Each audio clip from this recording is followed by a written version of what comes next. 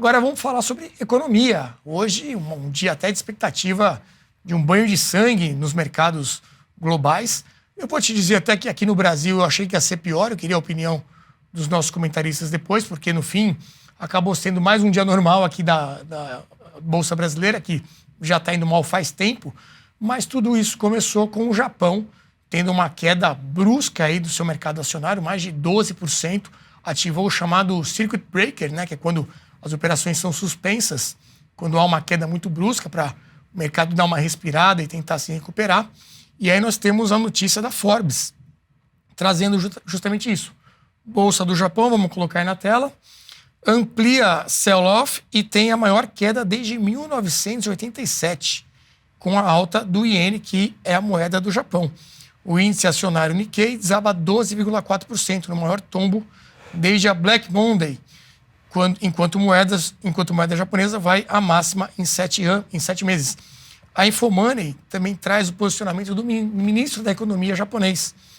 Ele diz o seguinte: ministro de Finanças do Japão pede calma após tombo histórico da Bolsa de Tóquio. Espero que eles julguem as questões com calma.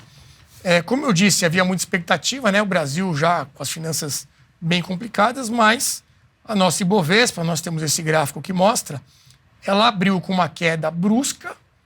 Você vê ali que tem um precipício logo na abertura do mercado aqui no Brasil, e depois ela vai se recuperando ao longo do dia, fechando numa queda de 0,46%, o que para mim, Luiz Felipe, não sei se você acompanhou isso de perto, ficou até barato aqui pela expectativa que foi criada em torno disso, né?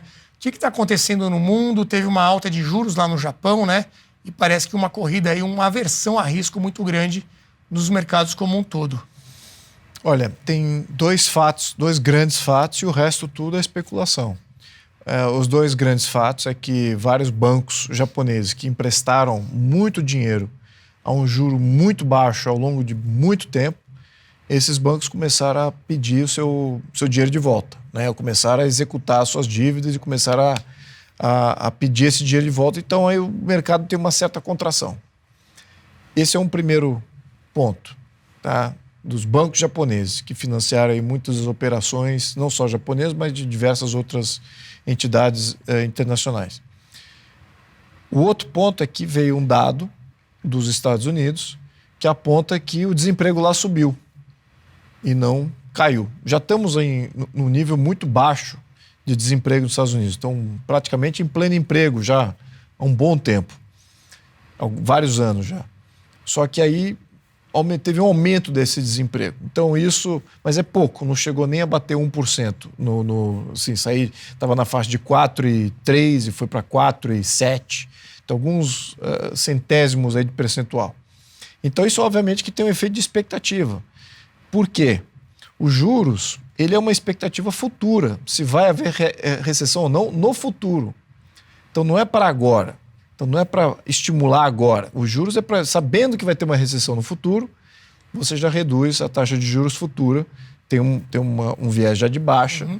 Então isso já está apontando. Então quer dizer que o mercado no futuro vai consumir menos.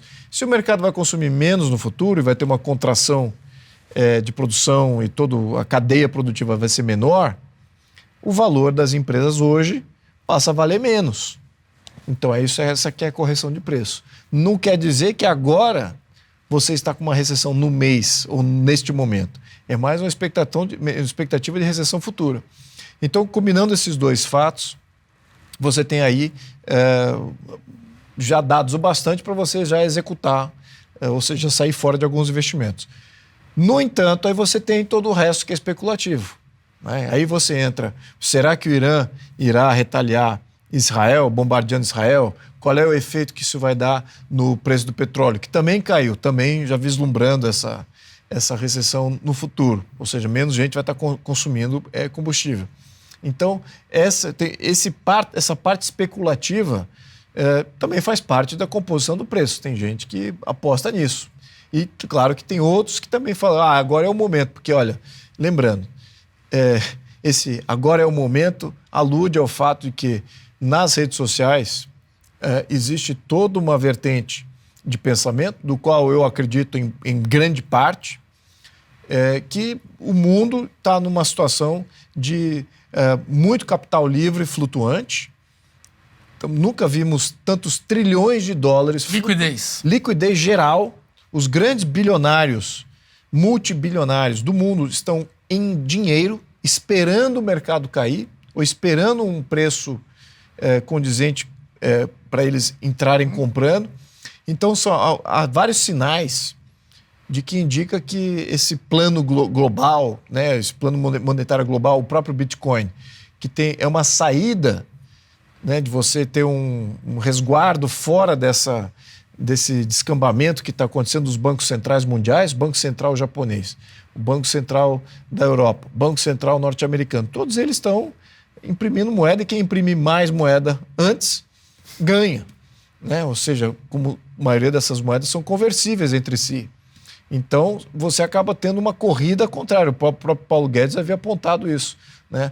Os bancos centrais estão numa política cambial completamente translocada e de endividamento também. Então, isso foi por um longo período.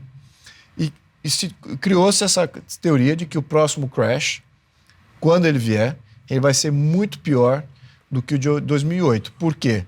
Porque o endividamento vai estar muito maior. E isso é um fato também.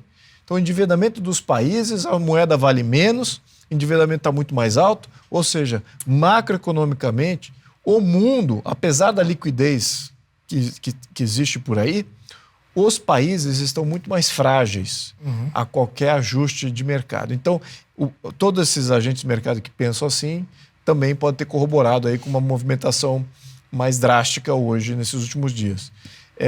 O que eu acho? Eu acho que vamos esperar essa semana para ver qual é a tendência que se materializa. Infelizmente, está tudo acontecendo num tempo tão rápido que você não tem como reagir. Sim. Você realmente tem que apostar para que lado está indo mesmo. Né? Eu acho que, de fato, agora é o grande crash que vai acontecer, a grande correção, e quem não está em dinheiro vai perder muito valor de mercado. Ou não, né? O pessoal que pensa, não, isso é só um ajuste de preço pontual e depois começa até um crash para cima. É o que eles estão falando de crash para cima. A gente está acostumado a fazer o crash para baixo, você perder todo o valor, mas tem o crash para cima. Ou seja, a gente já viveu isso. Vou resgatar aqui quem está nos assistindo, nos anos 80, início dos anos 90, a Bolsa de Valores do Brasil era todo dia, ela tinha que subir, porque existe a hiperinflação. E quando você está numa situação de hiperinflação, o que também é possível, os preços estão sempre subindo. E se você para de subir, quer dizer que você caiu, porque seu preço não foi reajustado. Você tem que subir para continuar igual. Exatamente, porque a tua moeda está perdendo muito valor. E a gente está numa situação dessa em alguns países. A gente viu já a Venezuela em hiperinflação, a Argentina em hiperinflação. Será que o mundo não está em hiperinflação? Será que o dólar não está em inflação? É isso que a gente vê em alguns aspectos. Alguns dados de inflação dos Estados Unidos estão muito preocupantes. A classe média lá não tem acesso a muita coisa que tinha há 5 anos atrás. Então, esse que é o preocupante. A gente vê essa questão da liquidez, né? O Warren Buffett, que é o mais famoso investidor do mundo, ele liquidou muitas ações recentemente, vendeu metade da posição que ele tinha na Apple, por exemplo. Parece que ele tem 1/3 agora de todo o valor dele que ele tinha investido, ele transformou em dinheiro, né? Ele está bem líquido para poder fazer esse investimento. Então, o pessoal já fala, se o Buffett está assim é porque vem algo grande por aí. E aí, esse também excesso de liquidez vem justamente pelo que o Luiz Felipe vinha falando, dos bancos centrais emitindo muito dinheiro, ligando as impressoras, né, para combater crises, para botar dinheiro mesmo no mercado.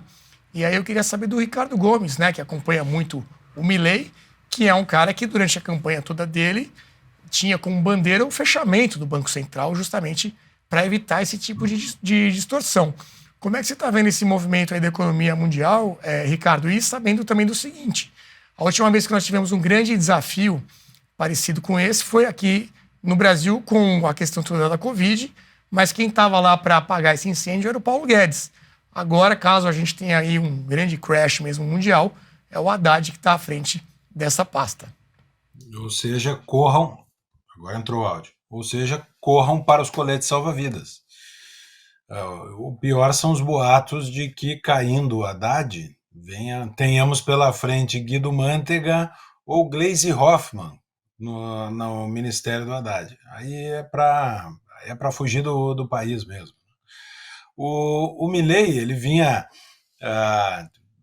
uma escola tradicional de dentro da escola austríaca de economia era contra a existência de Banco Central e falava em dolarizar a economia argentina. Vocês vão lembrar disso, ele falava que ia promover a dolarização. Isso foi indo até ele começar a ganhar um vulto e chance de ser eleito. Aí teve que dizer, bom, pensando bem, não vou dolarizar a economia, né? Ele ia atrelar completamente a economia argentina ao dólar e fechar o Banco Central. Depois, naquele momento ali de negociações com o partido do Macri, isso foi se moldando, ele foi negociando, e como é da natureza de acordos de governação, ele terminou desistindo da ideia. Essa é uma discussão existente entre economistas austríacos, permanente, né? Reserva fracionária ou moeda 100% lastreada, se vai ter Banco Central ou não vai ter Banco Central, dolarizar ou não dolarizar.